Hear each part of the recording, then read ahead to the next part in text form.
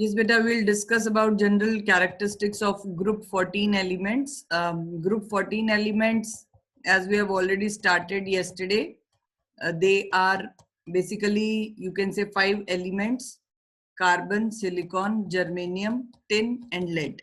Flavorium is not introduced in the books yet. Okay. Otherwise, the IUPAC has recommended its name, and it has been introduced in modern periodic table in 2014-15 ना, but it is not there in books. Books अभी update थोड़ा सा late करती हैं. Okay. तो actually group 14 के जो elements हैं बेटा, उसमें से carbon and silicon की abundance ज़्यादा है. Silicon is actually second most abundant element, as you can see here. हमने abundance के base पे थोड़ा सा like we discussed that aluminium is the third most abundant element in group 13, और group 14 में आपके पास जो carbon and silicon है, that silicon is the second most abundant element on Earth's crust after oxygen. Oxygen is the first most abundant, और carbon जो है वो 7th number पे आता है. Carbon is otherwise a versatile element and present in all essential constituent है सारे living organisms का. तो ये कुछ छोटी छोटी सी important facts related to these animals. And silicon is otherwise very important, you can say metalloid which is used to make glass, cement, ceramic, and also it is used to make semiconductors. Physics में अगर आप semiconductor devices, थोड़ा बहुत chemistry में भी +2 में पढ़ोगे semiconductors बनते कैसे हैं, NPN semiconductors and PNP semiconductors. तो silicon and germanium, these two elements are basically used to form semiconductor devices. Transistors भी बनते हैं इनके. तो ये कुछ uses हैं important that you can go through for 1 mark questions. Otherwise elements की जो एग्जिस्टेंस है नेचर में, जर्मेनियम बहुत ही कम प्रेजेंटेड ट्रेसेस में है, but silicon and carbon are abundant. Silicon is the most abundant among these elements, 14 group elements में से. तो एंड जनरल प्रॉपर्टीज थोड़ा सा हम टेबल के थ्रू कर लेते हैं. These elements, atomic masses and atomic numbers आपको याद रखने हैं. मासेस एज सच इतना क्रैमिंग की रिक्वायरमेंट नहीं है, because wherever it is required generally in board exam 12th में तो एटॉमिक मासेस गिवन होते हैं अगर कहीं कैलकुलेशंस में रिक्वायर्ड है.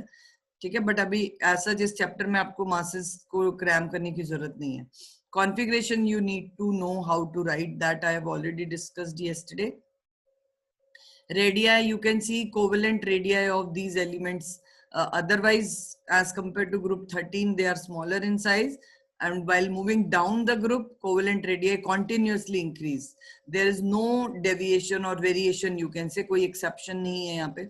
Ionic radii जो M4 positive ion की है, carbon doesn't form cation, but बाकी elements की radii known है. In few forms they can form +4 cation, और +2 cation जो है वो last 3 elements बनाते हैं, germanium, tin and lead.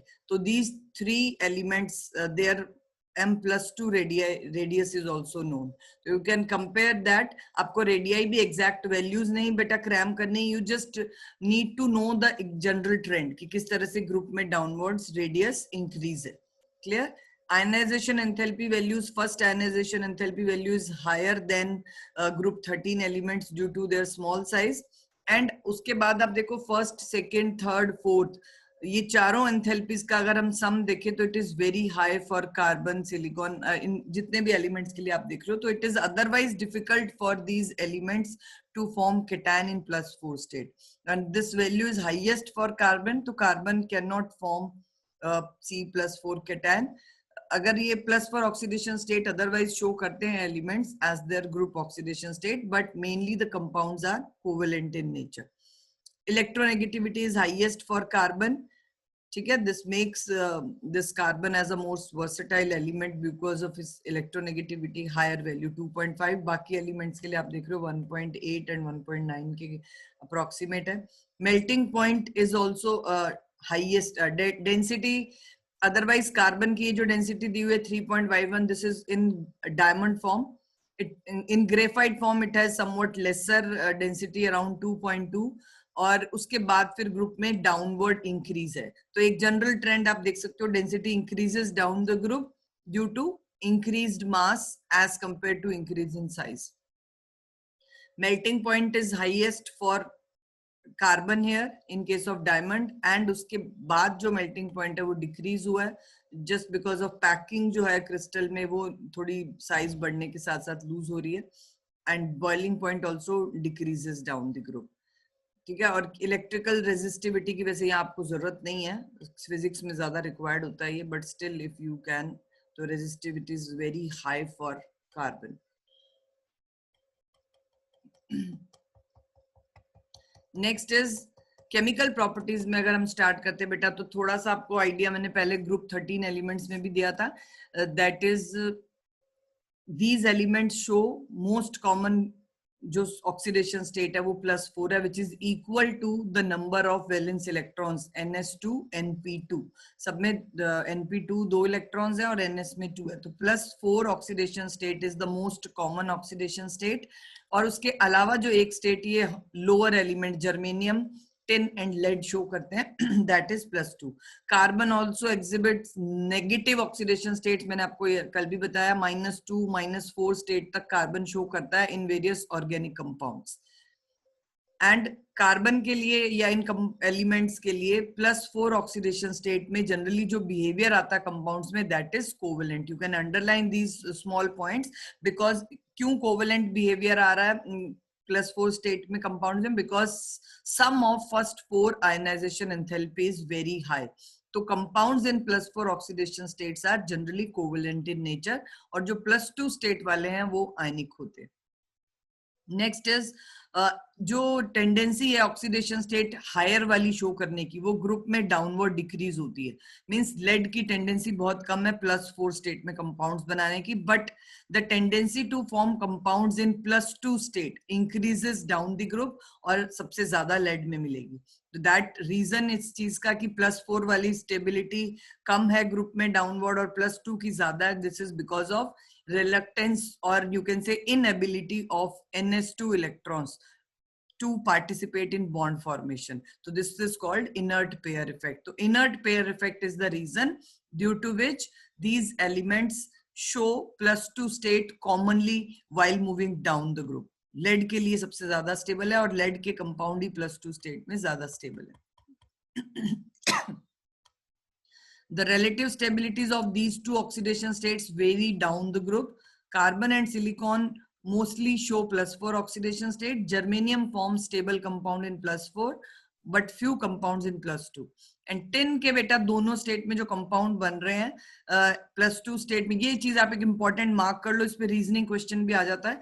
Tin forms compounds in both oxidation state +2 and +4, but जो इसका +2 स्टेट वाला सॉल्ट्स होंगे जैसे SnCl2 है, it is a very good reducing agent. Reason क्या है बेटा, एक चीज आप याद रखो, जब भी कोई सब्सटेंस अपनी 2 तरह की वेरिएबल ऑक्सीडेशन स्टेट शो करता है, और अगर उसकी हायर ऑक्सीडेशन स्टेट लोअर वाली से ज्यादा स्टेबल होती है, तो वो स्पीशीज एक लोअर स्पीशीज में वो सब्सटेंस एक अच्छा रिड्यूसिंग एजेंट होगा।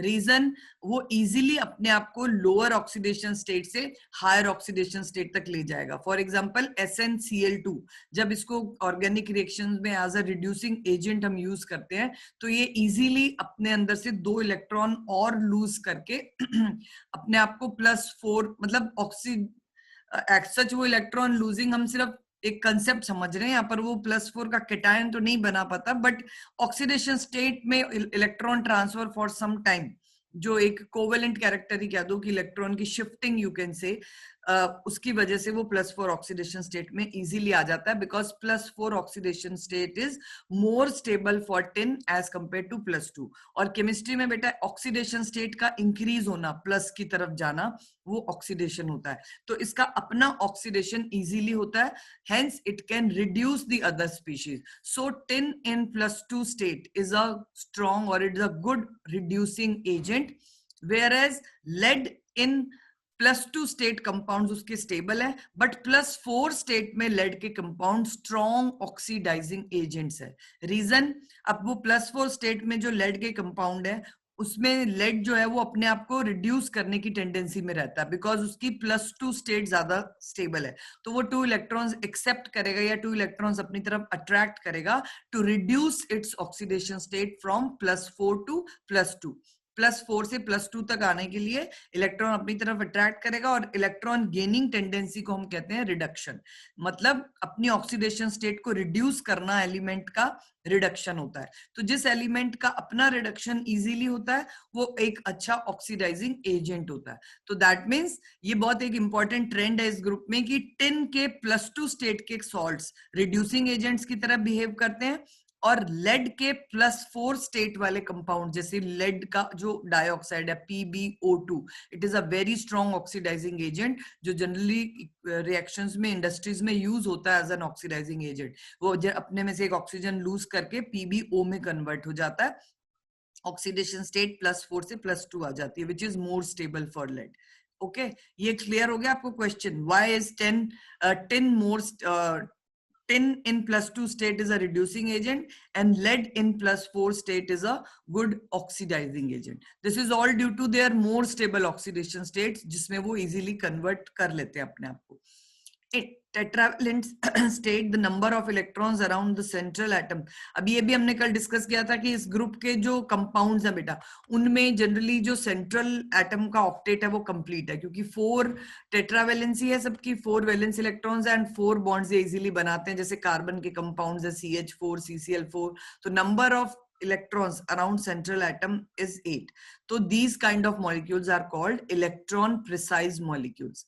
और इस तरह के मॉलिक्यूल्स की टेंडेंसी एक स्टेबिलिटी की तरफ रहती है, ना वो इलेक्ट्रॉन एक्सेप्ट करते हैं किसी स्पीशीज से, ना वो इलेक्ट्रॉन डोनेट करते हैं। जैसे 15th ग्रुप के कंपाउंड जिनके पास लोन पेयर्स होते हैं, they are electron donor species, whereas the group 13 elements compounds जो है उन एलिमेंट्स के ग्रुप 13 के, उनमें इलेक्ट्रॉन डेफिशिएंसी होती है, तो दे आर इलेक्ट्रॉन एक्सेप्टर। और इलेक्ट्रॉन एक्सेप्टर्स लुईस एसिड्स होते हैं, इलेक्ट्रॉन डोनर जो होते हैं वो लुईस बेसेस होते हैं। तो ग्रुप 14 एलिमेंट्स के जो कंपाउंड्स हैं, they are electron precise molecules, means they have very less tendencies or generally they don't show this kind of tendencies। वो ना इलेक्ट्रॉन एक्सेप्टर होंगे ना इलेक्ट्रॉन डोनर होंगे। और कार्बन के कंपाउंड जो है वो उनकी एग्जैक्ट जो कोवेलेंसी है वो 4 रहती है, बट बाकी के जो हायर एलिमेंट्स है they can exceed their covalency, मतलब 4 से ज्यादा कोवेलेंट बॉन्ड्स वो बना सकते हैं। उनके कॉम्प्लेक्स कंपाउंड्स जो कॉम्प्लेक्स सॉल्ट्स बनते हैं जिनको हम कोऑर्डिनेशन कंपाउंड्स कहते हैं बाय हाइड्रोलिसिस, वो बनेंगे हायर एलिमेंट्स के लिए। कार्बन डज नॉट फॉर्म और does not increase its covalency beyond 4, whereas other species like ये देखो आप सिलिकॉन का जो हेक्साफ्लोरो सिलिकेट्स हैं ये, और जर्मेनियम के भी 6 क्लोरीन एटम के साथ ये कॉम्प्लेक्स सॉल्ट्स है, ठीक है। हेक्साक्लोरो ये जर्मेनियम के कॉम्प्लेक्स सॉल्ट्स, इधर ये आप टिन के कॉम्प्लेक्स सॉल्ट्स देख सकते हो।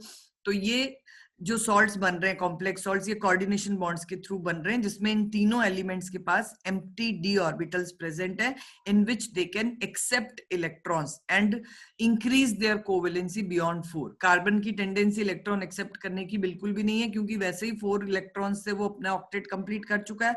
उसके अलावा जो कोऑर्डिनेशन बॉन्ड्स और बनते हैं bye you can say donation of electron pairs to empty d orbitals, वो टेंडेंसी भी कार्बन में नहीं है, because it is a member of second period only ना, तो does not have any empty d orbital। तो other elements of the group have a tendency to form these kind of complexes by using empty d orbitals, और जहां hybridisation वो sp3d2 तक use करके 6 coordination bonds बना सकते हैं। तो this is about general chemical behaviour और oxidation you can say state which is shown by these elements, ठीक है। +2 and +4 most common, negative states are shown only by carbon, बाकी नहीं शो करेंगे। Next is reactivity towards oxygen. अब oxygen के साथ otherwise मतलब एयर में अगर आप कहो तो इतनी इजीली रिएक्शन नहीं है, but when they are heated, जैसे कार्बन को भी जब हम बर्न करते हैं, कार्बन को ओपनली आप एयर में छोड़ दो तो एज सच वो रिएक्ट नहीं करता ऑक्सीजन के साथ, but on heating when they are burned और heated in oxygen, then they form 2 types of oxides. 2 type के ऑक्साइड बनेंगे दोनों ही वैलेंसीज में, +2 एंड +4। एक है मोनोऑक्साइड, जैसे कार्बन का भी मोनोऑक्साइड काफी स्टेबल कंपाउंड है CO, एंड डाइऑक्साइड जिसमें इसका फॉर्मूला होगा MO2। M is the element of this group. MO monoxide का फॉर्मूला होगा, CO SiO, GeO, SnO, PbO. And dioxides will have formula CO2, SiO2, PbO2, GeO2 and SnO2. ठीक है, तो but monoxide सबके लिए इतने मतलब carbon monoxide is otherwise stable, but carbon dioxide is more stable for carbon. Similarly silicon का भी जो SiO2 है that is very stable. Silicon monoxide only exists at high temperature. And oxides in higher oxidation states of elements are generally more acidic. ये भी एक चीज याद रखो कि अगर इनका एसिडिक नेचर डिस्कस करना है तो भी यह कार्बन का ही सपोज पूछा गया आपसे, कार्बन मोनोऑक्साइड और कार्बन डाइऑक्साइड में से कार्बन मोनोऑक्साइड न्यूट्रल है, डाइऑक्साइड एसिडिक है. तो हायर ऑक्सीडेशन स्टेट में एसिडिक कैरेक्टर जो है वो ऑक्साइड्स का हायर है. And dioxide, CO2, SiO2, GeO2 are acidic. ये भी अंडरलाइन कर लो बेटा. 1 मार्क क्वेश्चंस हम जनरली ऐसे क्वेश्चंस ऐसे चीजों में से ही पूछते हैं. कौन सा ऑक्साइड जो है वो ग्रुप 14 एलिमेंट्स में एसिडिक है? ग्रुप 13 में हमने कल देखा सिर्फ बोरॉन का ऑक्साइड B2O3 जो है वो एसिडिक है, बाकी दोनों नेक्स्ट जो है वो एम्फोटेरिक है, उसके बाद लास्ट 2 उसके बेसिक हैं. बट ग्रुप 14 ऑक्साइड्स में आपको ये देखो CO2, silica, SiO2 and GeO2. SiO2 का कॉमन नेम सिलिका भी है. And GeO2 this is germanium dioxide, they are acidic. 3 oxides आपको यहाँ पे एसिडिक मिल रहे हैं, whereas tin dioxide and lead dioxide they are amphoteric in nature. तो डाइऑक्साइड्स में आपको बेसिक बिहेवियर नहीं मिल रहा. ठीक है, तो यहाँ मतलब दिस इज बिकॉज की इलेक्ट्रोपॉजिटिविटी या बेस मेटालिक नेचर भी जो है इन एलिमेंट्स में उतना नहीं है जितना ग्रुप 1, 2 और 13 एलिमेंट्स में आया. ठीक है, तो विद डिक्रीज्ड मेटालिक बिहेवियर या decreased electropositivity of elements the nature of oxides also change ना. तो first 3 elements form acidic oxides, next 2 elements form amphoteric oxides. और मोनो ऑक्साइड्स की अगर हम बात करते हैं तो CO is neutral, carbon dioxide is acidic क्योंकि जब इसको वाटर में आप डिसॉल्व करते हो it form carbonic acid, but CO doesn't react with water. Neutral oxide है ये कार्बन मोनोऑक्साइड, ना इसकी एसिड्स के साथ रिएक्शंस है ना इसकी बेसिस के साथ. CO2 एसिडिक है, it reacts with bases to form carbonate salts, आपको पता है ये भी. GeO is distinctly acidic whereas SnO and PbO are amphoteric. तो ये पूरा पैराग्राफ एक मार्क कर लो आप, नेचर ऑफ ऑक्साइड इंपॉर्टेंट ही लिख लो. 1 mark questions can be asked. अब ये क्वेश्चन है problem 1.15. Select the members of group 14 which forms the most acidic oxide. तो मोस्ट एसिडिक ऑक्साइड ग्रुप में आप हमेशा याद रखो फर्स्ट एलिमेंट के जो ऑक्साइड्स होते हैं चाहे मोनो है डाई है, first element will always form most acidic oxide और बेसिक बिहेवियर ग्रुप में डाउनवर्ड इंक्रीज होता है. तो अगर मोस्ट बेसिक पूछा है तो वो लास्ट वाला चूज करोगे आप, मोस्ट एसिडिक पूछा है तो फर्स्ट वाला, और एम्फोटेरिक है तो मिडल वाले एलिमेंट्स के मिलेंगे आपको.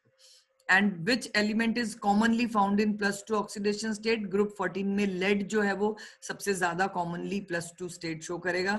और सेमीकंडक्टर में अभी हमने डिस्कस किया था silicon and germanium, 2 elements are used to make transistors and semiconductors. तो this is about reactivity with air. ये ऑक्सीजन आप कह सकते हो, नाइट्राइड्स नहीं बनते इनके एयर में, सिर्फ ऑक्साइड्स ही बनेंगे. 13th group elements can easily form nitrides when heating with air or pure nitrogen से भी रिएक्शन है उनका. Reactivity towards water. अब वाटर के साथ जनरली रिएक्शन नहीं है बेटा. Carbon is quite you can से स्टेबल टुवर्ड्स वाटर. कार्बन के आप जितने एलोट्रॉप्स देखते हो, डायमंड है या ग्रेफाइट है, ये जनरली वाटर में कोई रिएक्शन नहीं है. Similarly silicon and germanium they are also not affected by water in any state. मतलब इवन आप कार्बन की रिएक्शन बॉइल्ड वाटर से भी, बॉइलिंग वाटर से भी करवाते हो तब भी रिएक्शन नहीं होती है. बट टिन जो है वो स्टीम के साथ रिएक्ट करता है एंड द रिएक्शन, एक जस्ट इक्वेशन आपको यहाँ पे ये याद करनी है, tin plus H2O giving tin oxide और हाइड्रोजन. जनरली जो मेटालिक बिहेवियर आपको यहाँ मिलेगा, जितने भी मेटल्स होते हैं वो रिएक्ट करते हैं वाटर के साथ टू रिलीज हाइड्रोजन गैस. तो similar reaction is taking place with से टिन. अब अगर हम देखें तो डाउनवर्ड मेटालिक नेचर इंक्रीज होता है ना, तो लेड अदरवाइज मोर मेटालिक है टिन से, बट इफेक्ट नहीं कर रहा है इसको वाटर, क्योंकि टिन के ऊपर भी लेड के ऊपर एक प्रोटेक्टिव लेयर रहती है लेड ऑक्साइड की, तो that prevents it's reaction towards steam. Okay, तो जस्ट एक ही एलिमेंट है जो वाटर के साथ ट्रीट कर रहा है, that is tin, and it forms its dioxide plus release of hydrogen gas. तो जो रिएक्शन एनसीईआरटी में again I am telling you you need to do that only. तो अभी तक एक इक्वेशन आई है यहाँ केमिकल प्रॉपर्टीज में। उसके बाद हेलोजेंस के लिए तो सिंपल ही है, हेलाइड्स बनेंगे बेटा। आप जो दो ऑक्सीडेशन स्टेट कॉमनली ये शो करते हैं +2 +4, accordingly they will form halides of formula MX2 and MX4। मतलब PbCl4 PbCl2, SnCl4 SnCl2। Germanium generally 4 में ही कंपाउंड बनाएगा। टिन और लेड के जो है वो दोनों टाइप के मिलेंगे आपको, कार्बन का एक ही है CCl4 CF4 इसी टाइप के। Similarly silicon and germanium also form compounds in +4 state. ठीक है, उसके कंपाउंड जो है वो 2 वाले इतने स्टेबल नहीं है जर्मेनियम के। तो except carbon all other members react directly with halogen under suitable conditions to make halides. Carbon के हेलाइड्स डायरेक्टली नहीं बनते, उनको किसी यू कैन से कार्बन के ऑक्साइड्स की या कार्बन के कुछ और जैसे अब आपने पढ़ा है ऑर्गेनिक में, मीथेन से हम CCl4 बना सकते हैं अगर हम मीथेन को सनलाइट की प्रेजेंस में उसका क्लोरीनेशन करवाएं। ठीक है, इसी तरह से फ्लोरीनेशन ऑर्गेनिक रिएक्शंस में हम पढ़ेंगे किस तरह से हम मीथेन से उसके कार्बन के हेलाइड्स बना सकते हैं। तो डायरेक्ट कॉम्बिनेशन, क्योंकि कार्बन एक बहुत अदरवाइज स्टेबल एलिमेंट है, डायरेक्टली हेलोजेंस के साथ रिएक्शन नहीं है। ठीक है, तो कार्बन के अलावा बाकी एलिमेंट्स डायरेक्टली आप रिएक्शन लिख सकते हो। Lead plus chlorine on heating gives lead iodide chloride या whatever, depending on the amount ratio जितना आप ले रहे हो, अकॉर्डिंगली दोनों ही टाइप के हेलाइड्स बन सकते हैं MX2 एंड MX4। तो except carbon all other members react directly with halogen under suitable condition to make halides. Most of MX4 are covalent। मतलब जो आपको ये भी बात मैंने पहले बताई है कि हायर ऑक्सीडेशन स्टेट में जो कंपाउंड्स होते हैं वो कोवेलेंट होते हैं, because it is not possible for elements to form ions having higher oxidation state। +4 valency वाला कैटायन बनाना पॉसिबल नहीं है due to very high values of ionisation enthalpy. 4 electron lose करना बहुत डिफिकल्ट है। And the central metal atom in these halides undergo sp3 hybridization and the molecule is tetrahedral। अब क्योंकि 4 covalent bonds बनाने, अपने CCl4 का जो स्ट्रक्चर आपको पता है sp3 हाइब्रिड, सेम बाकी के भी जो हेलाइड्स हैं इस ग्रुप के वो सब sp3 हाइब्रिडाइज स्टेट में कोवेलेंट मॉलिक्यूल्स हैं, टेट्राहेड्रल शेप है। Exceptions are SN4 and PbF4 which are ionic in nature। PbI4 does not exist because PbI bond initially formed during the reaction does not release enough energy to unpair 6s2 electron। मतलब यही reluctance है, अगर जहां पर NS2 electrons का participation हो पाता है कि इतनी एनर्जी रिलीज हो जाए केमिकल बॉन्ड के बनने से, क्योंकि बेटा रिएक्शंस अपने आप एनर्जी बैलेंस चलता रहता है। जो नया बॉन्ड बन रहा है अगर वो इतना स्टेबल है कि वो इतनी एनर्जी रिलीज कर दे कि एलिमेंट अपनी हाईएस्ट ऑक्सीडेशन स्टेट तक चला जाए इलेक्ट्रॉन लूज करके, या तब तो बॉन्ड्स बन जाते हैं। जैसे अब ये PbF4, लेड और फ्लोरीन में इलेक्ट्रोनेगेटिविटी डिफरेंस काफी है, तो बॉन्ड का जो नेचर है वो कैरेक्टरिस्टिक आयनिक हो जाता है, और इतनी इलेक्ट्रोनेगेटिविटी डिफरेंस से जो आयनिक बॉन्ड बनता है, strong electrostatic forces of attractions are there, तो उतनी ही एनर्जी ज्यादा रिलीज होती है, और जितनी एनर्जी वो रिलीज होती है वो कंपनसेट कर देती है high value of +4 oxidation state की जो आयनाइजेशन एंथैल्पी है, उसको ये इजीली ओवरकम कर जाती है। तो इसलिए वो आयनिक कंपाउंड बना पाते हैं कुछ एलिमेंट्स उन पर्टिकुलर ऐसे, जैसे फ्लोराइड्स हैं। फ्लोराइड्स का बनना इजी है क्योंकि फ्लोराइड्स के साथ बहुत ज्यादा हीट रिलीज होती है in the form of you can से लैटिस एंथैल्पी। ठीक है, और इलेक्ट्रोनेगेटिविटी डिफरेंस ज्यादा होने से आयनिक कैरेक्टर भी बढ़ रहा है, तो दैट इज द रीजन। और आयन, ये जो आयोडीन है, इसके लार्ज साइज की वजह से PbI जो बॉन्ड है वो उतना स्ट्रॉन्ग नहीं बनता, और जितना बॉन्ड वीकर होगा उतनी ही कम एनर्जी रिलीज होगी एक बॉन्ड के बनने में, तो उतनी एनर्जी वो रिलीज ही नहीं करता कि 6s2 जो NS2 इलेक्ट्रॉन्स हैं वो पार्टिसिपेट कर पाए। ये इलेक्ट्रॉन वो लूज नहीं कर पाता, और +2 स्टेट में ही जनरली कंपाउंड बनते हैं। तो लेड के जो आयोडाइड्स हैं वो +4 स्टेट में नहीं होंगे, rather they will be only in +2 state. तो ये साथ साथ में थोड़ा सा रीजंस आप मार्क कर सकते हो, और अगर nature of halide generally covalent, exceptions you can mark.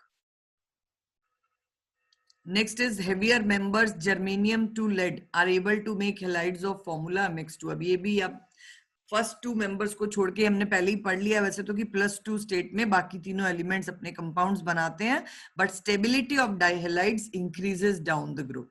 ठीक है, अब हैलाइड, इन हैलाइड्स के लिए हाइड्रोलिसिस भी है। CCl4 हाइड्रोलाइज नहीं होता बिकॉज हाइड्रोलिसिस के लिए आपको एक्स्ट्रा कोऑर्डिनेशन बॉन्ड्स बनाने पड़ते हैं मेटल को एक इलेक्ट्रॉन डोनेटिंग स्पीशीज के साथ, जो वाटर जनरली इलेक्ट्रॉन डोनर का रोल प्ले करता है हाइड्रोलिसिस में। तो हाइड्रोलिसिस उन्हीं कंपाउंड्स के लिए पॉसिबल है जिसमें सेंट्रल एटम के पास या तो एम्प्टी डी ऑर्बिटल्स प्रेजेंट हो या फिर कहीं पे कोई एम्प्टी ऑर्बिटल हो, जो कार्बन के केस में नहीं है, बिकॉज कार्बन CCl4 या कोई भी उसका और कोई हैलाइड है तो उसके अंदर वो अपने 4 वैलेंस इलेक्ट्रॉन यूज कर चुका है, एम्प्टी डी ऑर्बिटल प्रेजेंट नहीं है। तो एक्सेप्शन है CCl4 या कार्बन के हैलाइड्स। बाकी के जितने भी हैलाइड्स हैं आगे वाले मेंबर्स के लिए, they can be hydrolysed to form species like this. यहाँ पे ये लिखा हुआ है, ये भी रिएक्शन इंपॉर्टेंट मार्क कर लेना। जैसे सिलिकॉन का हाइड्राइड क्लोराइड है SiCl4, सिलिकॉन के पास एक्स्ट्रा डी ऑर्बिटल्स प्रेजेंट है। ठीक है, थर्ड जो 4th पीरियड में सॉरी जब इलेक्ट्रॉन की फिलिंग चल रही है तो उसमें बेसिकली 3p ऑर्बिटल फिल हो रहा है और साथ में 3d जो है वो इनकम्प्लीट नहीं, एम्प्टी ही पड़ा हुआ बिकॉज उसकी फिलिंग अभी 4th पीरियड में होनी है। तो वो 3d ऑर्बिटल्स जो यहाँ पे इनकम्प्लीट या एम्प्टी पड़े हैं, उन ऑर्बिटल्स में ये वाटर मॉलिक्यूल अपने लोन पेयर्स को डोनेट कर देता है। And due to this you can say donation, hydrolysis of silicon take place. और यहाँ पर आप थोड़ी देर के लिए वो अनस्टेबल स्पीशीज बनती हैं जिसमें आप सिलिकॉन अपनी sp3d2 हाइब्रिडाइजेशन स्टेट यूज करता है, बट अल्टीमेटली ये बॉन्ड्स जो है न्यू एक कंपाउंड जो बन जाता है आफ्टर दैट इंटरमीडिएट स्टेट, एक एक करके सारे क्लोरीन को रिप्लेस कर देता है। वाटर के जो OH यू कैन से पार्ट है, जिसमें आप कह सकते हो OH आयन सपोज आप कर सकते हो, that replaces these chloride ions. ठीक है, तो सिलिकॉन के साथ ये 1 by 1 आपने OH आयन रिलीज करने हैं एंड सिलिसिक एसिड। ठीक है, H4SiO4 फॉर्मूला भी है। एक सेकेंड जस्ट वेट, आप इसको इस फॉर्मेट में भी लिख सकते हो रिएक्शन को, otherwise it is easy to draw the structure like this.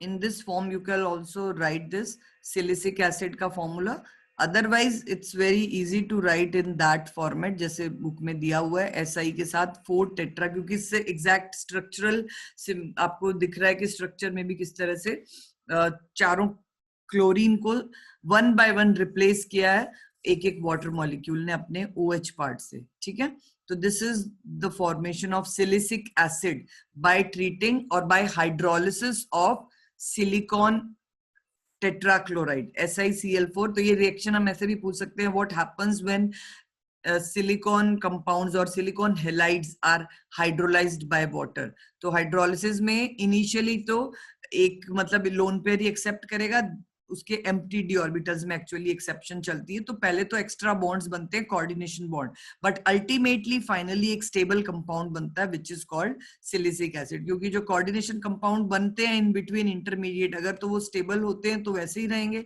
अगर स्टेबिलिटी नहीं है तो वो फाइनली कोई स्टेबल कंपाउंड में कन्वर्ट हो जाते हैं। तो यहाँ आपको इंटरमीडिएट दिखाया नहीं है रिएक्शन में, अदरवाइज पहले ये चारों बॉन्ड इंटेक्ट रहते हैं, एम्प्टी डी ऑर्बिटल्स में ही OH जो वाटर के लोन पेयर हैं वो डोनेट किए जाते हैं टू द सिलिकॉन। ठीक है, और उसके बाद फिर ये एक स्टेबल स्पीशीज में कन्वर्ट होता है, दैट इज SiCl4।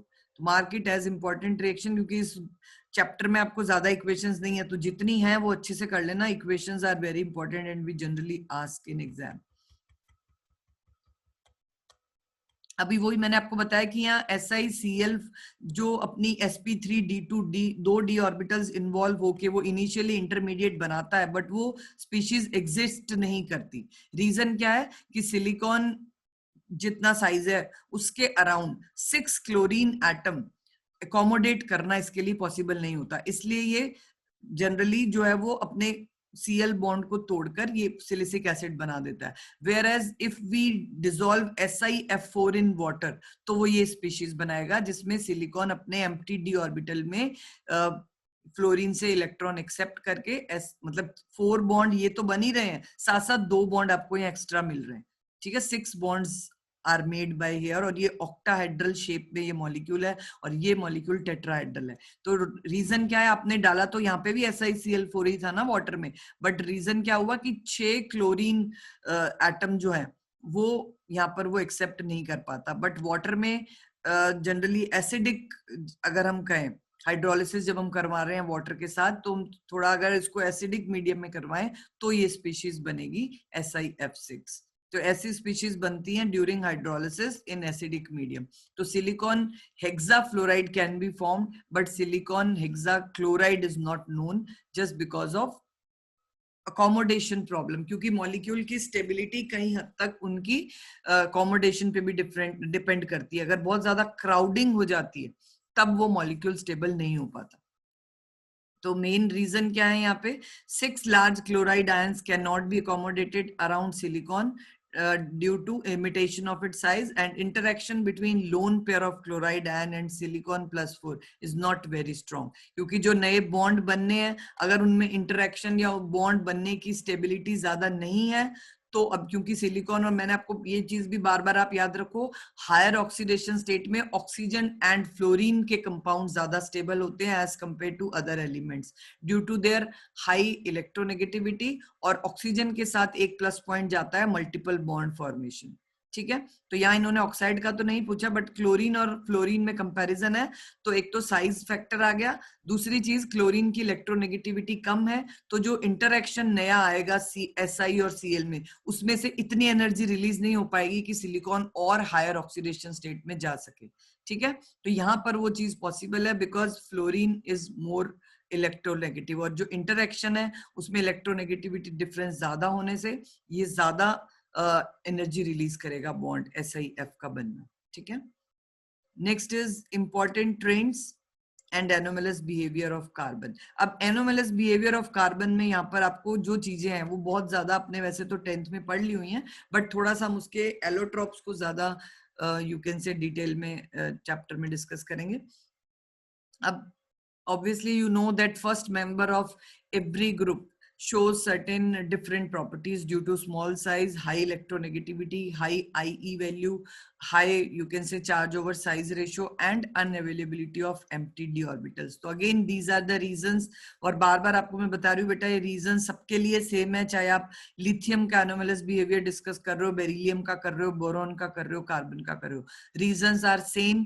तो एक ही टॉपिक कॉमन याद रखो, why these elements show anomalous behavior due to these 4-5 reasons which are given in this paragraph. But properties सबके लिए अलग अलग है. तो अगर रीजन आ रहा है तो आपको कोई प्रॉब्लम नहीं आनी चाहिए, क्योंकि बार बार मैं ही इतनी बार बता चुकी हूँ अब. और प्रॉपर्टीज जो है वो सबके लिए उनकी अपनी अपनी इंडिविजुअल प्रॉपर्टीज हैं. तो हर एक एलिमेंट की, लिथियम, बेरिलियम, बोरॉन, कार्बन की एटलीस्ट 2-3 प्रॉपर्टीज आपको टिप्स पे होनी चाहिए. और कॉमनली भी देखो थोड़ी सी आपको सबके लिए याद रखनी है कि इनकी एक तो मेल्टिंग बॉइलिंग पॉइंट हायर होंगे ग्रुप में बाकी एलिमेंट से. सेकेंडली ये ज्यादा यू कैन से हार्डर है as compare to other elements of the group.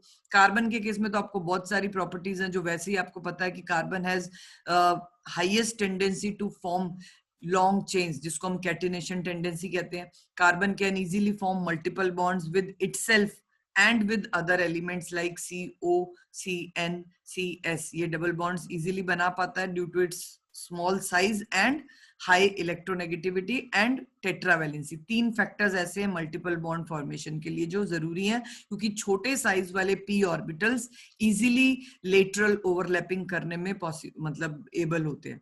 तो due to that ability carbon forms very stable multiple bonds as compare to silicon और other members जो d orbitals involve करेंगे, अपने p नहीं करेंगे. ठीक है, just have a look at this. In carbon only s and p orbitals are available for bonding and therefore it can accommodate only 4 pairs of electrons around it. तो यहाँ पर एक जो एक्सेप्शन आपको ये अभी पहले भी डिस्कस कर लिया हमने कि मैक्सिमम कोवेलेंसी जो कार्बन 4 कोवेलेंट बॉन्ड बना पाता है, मैक्सिमम इससे ज्यादा नहीं, that is due to unavailability of empty d orbital. तो ये एक एक्सेप्शनल बिहेवियर कार्बन का हो गया। उसके अलावा carbon shows exceptional tendency to form multiple bonds, unique ability to form p pi multiple bond। ये फर्स्ट डे जब मैंने p ब्लॉक स्टार्ट किया था बेटा, क्लास में डिस्कस किया था हमने, ये एक यूनिक बिहेवियर जो p ब्लॉक एलिमेंट्स के फर्स्ट जो मेंबर्स है हर एक ग्रुप के, जैसे कार्बन फैमिली का कार्बन, आगे नाइट्रोजन फैमिली में नाइट्रोजन की है ये एबिलिटी, और ऑक्सीजन फैमिली में ऑक्सीजन की। ये 3 एलिमेंट्स हैं जिनमें यूनिक एबिलिटी है p pi मल्टीपल बॉन्ड्स बनाने की with itself and with other atoms of small size and high electronegativity। ये एक अंडरलाइन कर लो सेंटेंस कि मल्टीपल बॉन्ड्स बनाने की टेंडेंसी जिन एलिमेंट्स में ज्यादा होती है, रीजन क्या है, उनका छोटा साइज होना, मतलब वो अगर 2p ऑर्बिटल्स इन्वॉल्व कर रहे हैं तो वो ज्यादा स्ट्रॉन्ग पाई बॉन्ड्स बना सकते हैं, और इलेक्ट्रोनेगेटिविटी हाई होती है। तो इलेक्ट्रोनेगेटिविटी हाई होने से कार्बन, ऑक्सीजन एंड नाइट्रोजन, ये तीनों ही एलिमेंट्स मल्टीपल बॉन्ड्स बना पाते हैं। अब आप कहोगे कि fluorine is the highest electronegative element, but वो क्यों नहीं बना रहा मल्टीपल बॉन्ड्स?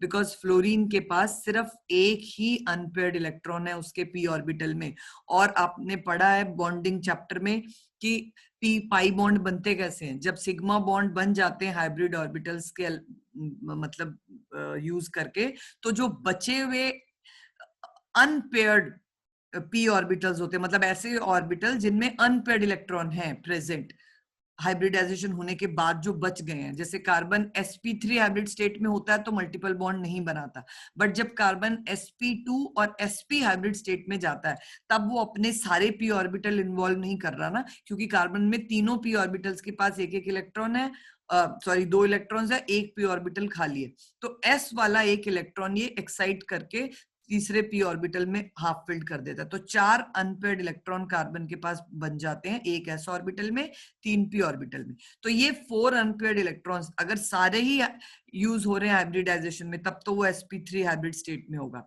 बट अगर वो sp2 हाइब्रिड स्टेट में है तो 3 ऑर्बिटल यूज हो रहे हैं, एक s और 2 p, एक p बचा हुआ है जिसमें एक अनपेयर्ड इलेक्ट्रॉन है, वो बचा हुआ p ऑर्बिटल फिर मल्टीपल पाई बॉन्ड बनाता है विद इटसेल्फ या विद सम अदर एलिमेंट।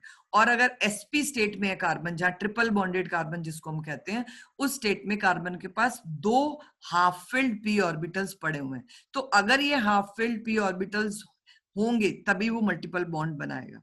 ठीक है, अब बाकी के जो एलिमेंट्स आप देखो, फ्लोरीन की जैसे मैं बात कर रही थी, तो फ्लोरीन के पास क्या है बेटा, p5 है उसकी इलेक्ट्रॉनिक कॉन्फ़िगरेशन। p5 में अब उसके पास, आप कहो कि ये भी तो एक्साइट कर सकता है ना, एक्साइट करना मतलब अनपेयर करना, किसी और ऑर्बिटल में इलेक्ट्रॉन भेज देना। तो फ्लोरीन के पास कहाँ है, एक p ऑर्बिटल हाफ फिल्ड है, तो वो एक सिंगल बॉन्ड बना लेगा। बाकी के p ऑर्बिटल को अनपेयर करने के लिए आपको इलेक्ट्रॉन्स को किसी हायर ऑर्बिटल में शिफ्ट करवाना पड़ेगा, और वो हायर ऑर्बिटल जनरली जो एलिमेंट्स के पास अवेलेबल होता है, या तो एम्प्टी डी ऑर्बिटल होता है या फिर उसी शेल का कोई p ऑर्बिटल होता है। तो फ्लोरीन के पास दोनों ही पॉसिबिलिटीज नहीं है, ना तो 2p में कोई और ऑर्बिटल खाली पड़ा हुआ है जिसमें वो अपना इलेक्ट्रॉन भेज दे, या फिर कोई d ऑर्बिटल भी नहीं है। अब आप सोचो कि वो 3p में चला जाए तो ये पॉसिबल नहीं है। इलेक्ट्रॉन्स का एक्साइटेशन जो होता है वो सेम शेल में ही होता है जनरली, या तो एम्प्टी d में होगा, या फिर अगर सेम ही शेल के अंदर p में कोई खाली, जैसे कार्बन के केस में पॉसिबल है। नाइट्रोजन में 3 इलेक्ट्रॉन्स अपने अनपेयर्ड है, एक s है, तो तब भी उसके पास अवेलेबिलिटी है, वो जब sp2 हाइब्रिड स्टेट में जा रहा है तो अपना उसके पास एक इलेक्ट्रॉन जो है, एक पेयर जो है वो सॉरी एक p ऑर्बिटल हाफ फिल्ड बच जाता है। तो half filled p orbitals must be present with an element in order to form p pi bond, जो कार्बन के केस में होता है, ऑक्सीजन के केस में होता है, नाइट्रोजन के केस में होता है, बट फ्लोरीन के केस में बिल्कुल नहीं है। इसलिए फ्लोरीन इतनी स्मॉल साइज और हाई इलेक्ट्रोनेगेटिविटी होने के बाद भी p pi बॉन्डिंग नहीं कर सकता। तो ये छोटे छोटे कंसेप्ट आपको माइंड में रखने हैं, और कार्बन की हाईएस्ट टेंडेंसी है ये बॉन्ड्स बनाने की, ठीक है, क्योंकि वो डिफरेंट ऑक्सीडेशन स्टेट्स में इजीली उसके पास अवेलेबिलिटी रहती है अनपेयर्ड और यू कैन से हाफ फिल्ड p ऑर्बिटल्स की। तो इस तरह के मल्टीपल बॉन्डिंग कार्बन में आपने देखी है। C double bond C alkenes में है, ये एल्काइंस में है, this is in ketones, aldehydes, carboxylic acids. ये वाला मल्टीपल बॉन्ड वो अपने मर्केप्टाइल्स होते हैं जो कार्बन के सल्फर के साथ कंपाउंड्स होते हैं उसमें बनाता है, ये साइनाइड्स है। Heavier elements do not form p-pi bonds because their atomic orbitals are too large and diffuse to have effective overlapping. तो ये रीजन है कि कार्बन ये इतनी एनोमलस और वर्सेटाइल प्रॉपर्टी शो कर रहा है. और थर्ड इंपॉर्टेंट कैरेक्टरिस्टिक कार्बन के केस में उसका anomalous behaviour to tendency to link with one another through covalent bonds to form long chains and rings. This property, you know, it's called catenation. और इसको underline करो, very very important लिख लो, क्योंकि ये question +2 तक बच्चे गलत करते हैं कि कैटिनेशन टेंडेंसी के लिए रीजन लिख देते हैं हाई इलेक्ट्रोनेगेटिविटी, स्मॉल साइज. किसी चीज के मार्क्स नहीं मिलेंगे बेटा. कैटिनेशन का मतलब लॉन्ग चेन बनाना. लॉन्ग चेन बनाना मतलब आप एक सपोज करो कि आपको क्लास में सारे स्टूडेंट्स को एक चेन बनाने को बोला, आप क्या करोगे, हैंड्स पकड़ोगे एक साथ चेन बनाने के लिए, तो वो हैंड्स की जो होल्डिंग है आपकी वो बहुत स्ट्रांग होनी चाहिए. तो रीजन यहाँ पे सिर्फ single sigma bond is responsible to form strong chains and rings. तो आपको सिर्फ सी सिंगल बॉन्ड लेंथ को कंसीडर करना है which is strongest for the any other element in the entire periodic table. So due to this property, carbon has highest tendency to catenate. और इस highest tendency की वजह से chemistry में carbon compounds की स्टडी के लिए अलग से ब्रांच है, क्योंकि इतने कंपाउंड्स बनाता है कैटिनेशन से कि अनलिमिटेड है. आप अगर एक तरफ सारी इनऑर्गेनिक केमिस्ट्री रख दो ना, 117 एलिमेंट्स के कंपाउंड्स रख दो, और एक तरफ आप सिर्फ कार्बन के कंपाउंड्स रखो और आप उनको काउंट करो, तो आप ओवरकम करेगा कार्बन उसको. मतलब कार्बन के कंपाउंड्स आप कंपैरिजन करो, इतने ज्यादा है एक अकेले एलिमेंट के कंपाउंड सारी इनऑर्गेनिक केमिस्ट्री के कंपाउंड से. तो ऑर्गेनिक केमिस्ट्री भारी पड़ती है और इनऑर्गेनिक पे. और जब आप हायर क्लासेस में अगर कोई स्टूडेंट स्पेशलाइजेशन करता है ना केमिस्ट्री में, organic chemistry is on you can से top most branch of chemistry, क्योंकि इंडस्ट्रीज में, मेडिसिनल इंडस्ट्रीज में या फार्मास्यूटिकल्स में ऑर्गेनिक केमिस्ट्री की ज्यादा डिमांड है. तो उसमें एडमिशन भी इजीली नहीं मिलता, आगे मेरिट के बेस पे ही मिलता है. ठीक है, तो इतना आप सोचो कि ऑर्गेनिक केमिस्ट्री हमारे लिए इतनी यूजफुल है. डेली लाइफ की यूजेस तो आपको 10th में भी पता ही है, और अभी 12th में भी आपको चैप्टर आएगा केमिस्ट्री इन एवरीडे लाइफ, वहां आप थोड़ा सा ड्रग्स, मेडिसिन इनके बारे में भी पढ़ोगे. सोप डिटर्जेंट्स तो आप 10th में पढ़ चुके हो, बट दोबारा पढ़ोगे 12th में थोड़ा सा डिटेल में. ठीक है, तो अब कार्बन के ये इतनी इंपॉर्टेंट वर्सिटिलिटी जो आपको मिल रही है, that is due to this one factor only, that carbon sigma bonds are very strong. Due to that it has the highest tendency to catenate. other reasons में आप डाल सकते हो versatile nature के लिए, p pi multiple bonds are very easily formed and very stable for carbon. ठीक है, और थर्ड आ गया जो हमने टेट्रावैलेंसी पढ़ा है. तो ये 3 रीजन है वर्सेटाइल नेचर के, बट मैं कह रही हूँ कि कैटिनेशन टेंडेंसी का अगर रीजन पूछना है, बताना है आपने, तो सिर्फ आप सीसी बॉन्ड्स की स्ट्रेंथ को डिस्कस करोगे. Okay, this is down the group the size increases and electronegativity decreases and thereby tendency to show catenation. Yes, excuse me ma'am. Yes ma'am. Sorry disturb कर रही हूँ मैम. मेरी next class भी start होगी और आपके बहुत स्टूडेंट नेक्स्ट क्लास के आ रहे हैं, एंटर हो रहे हैं. मैम टाइम ये एंड क्यों नहीं हुआ फिर lecture? I don't know ma'am, but maybe शायद आपकी कर दो. जी ma'am. Okay, thank you so much बेटा.